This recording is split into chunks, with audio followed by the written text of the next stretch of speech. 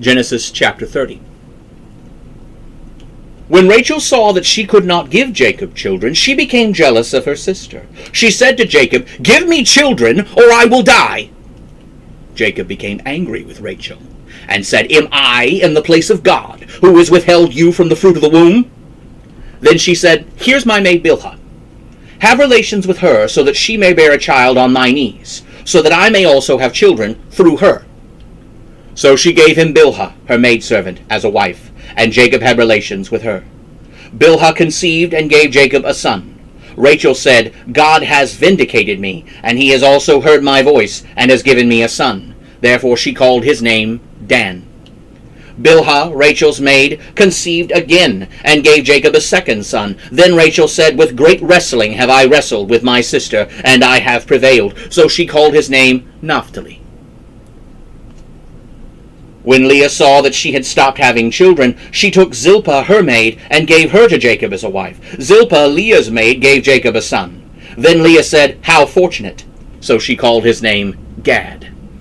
Zilpah, Leah's maid, gave Jacob a second son. Then Leah said, "Happy am I, for women will call me happy." So she called his name Asher. At the time of the wheat harvest, Reuben went and found mandrakes in the field, and brought them to his mother Leah. Then Rachel said to Leah, "Please give me some of your son's mandrakes." Leah said to her, "Is it a small matter that you have taken my husband? Would you take away my son's mandrakes also?" So Rachel said, "All right. He may lie with you tonight in exchange for your son's mandrakes." When Jacob came out of the field in the evening, Leah went out to meet him and said, "You must sleep with me, because I have paid for you with my son's mandrakes." And he slept with her that night. God listened to Leah, and she conceived and gave Jacob a fifth son. Leah said, "God has given me my reward, because I have given my maid to my husband." So she called his name Issachar. Leah conceived again and gave Jacob a sixth son. Leah said, "God has given me a good gift. Now my husband will dwell with me, because I have given him 6 sons." So she called his name Zebulun. Afterwards she gave birth to a daughter, and called her name Dinah. Then God remembered Rachel, and God listened to her and opened her womb. She conceived and gave birth to a son, and said, "God has taken away my reproach." And she called his name Joseph, saying, "The Lord will add to me another son." When Rachel had given birth to Joseph, Jacob said to Laban, "Send me away, so that I may go to my own place, to my own country.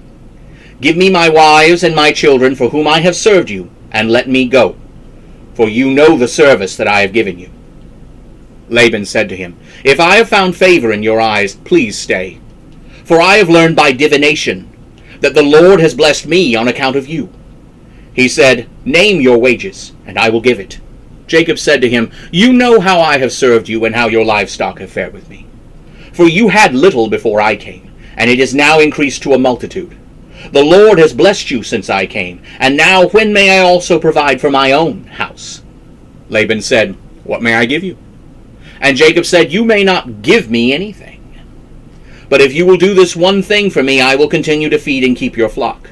I will pass through all your flock today, removing from it all the speckled and spotted sheep, and every brown sheep from among the lambs, and the spotted and speckled among the goats. These shall be my wages.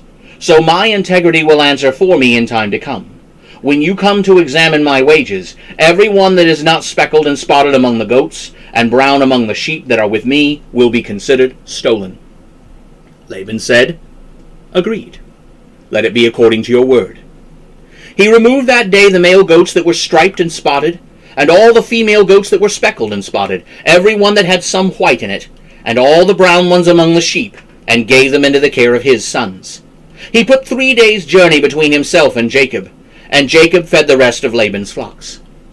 Then Jacob took rods of fresh-cut poplar, almond, and plane trees, and peeled white streaks in them, exposing the white which was in the rods. He set the rods which he had peeled before the flocks in the troughs, that is, the watering places where the flocks came to drink, so that they would mate when they came to drink. The flocks mated before the rods, and gave birth to young that were striped, speckled, and spotted. Jacob separated the lambs, and made the flocks face toward the striped, and all the brown in the flock of Laban. He put his own flocks by themselves, and did not put them with Laban's sheep. Whenever the stronger sheep mated, Jacob laid the rods before the eyes of the sheep in the troughs, so that they might mate among the rods. But when the livestock were feeble, he did not put them in. So the weaker were Laban's, and the stronger Jacob's. The man became exceedingly prosperous, and had many sheep and female servants, and male servants, and camels, and donkeys.